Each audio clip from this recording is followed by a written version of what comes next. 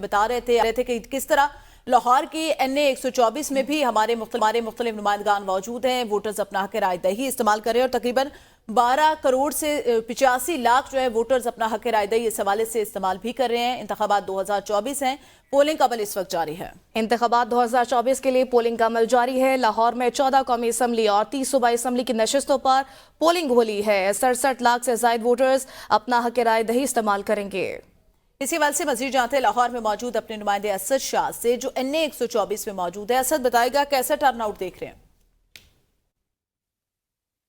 हाँ जी बिल्कुल, मैं इस वक्त मौजूद हूँ लाहौर के हल्का NA 124 में PP 160 में। यहाँ पे पाकिस्तान मुस्लिम लीग नून के राना मुबशर इकबाल और आज़ाद उम्मीदवार जो पाकिस्तान तरीके इंसाफ के हमायत याफ्ता है ज़मीर अहमद जेडू के दरमियान मुकाबला है। इस हल्के में टोटल 16 MNA के उम्मीदवार हैं जो इंतखाबात में हिस्सा ले रहे हैं।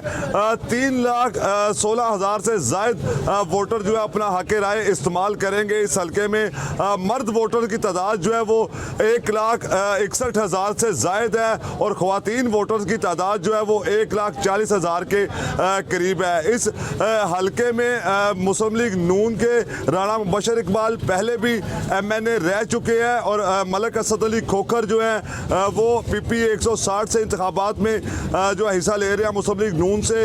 वो पहले भी इसी हल्के से मुस्लिम लीग नून की तरफ से MPA रह चुके हैं। सुबह 8 बजे से पोलिंग का जो सिलसिला है वो जारी है। ये शाम 5 बजे तक बगैर किसी वक्फे के जारी रहेगा। अगर बात की जाए टर्नओवर की तो टर्नओवर अभी कम दिखाई देता है, लेकिन वोटर्स की जो तादाद है वो बाहर कैंप में अपने अपने उम्मीदवार को वोट डालने के लिए पर्ची बनवाकर वोट कास्ट कर रही है।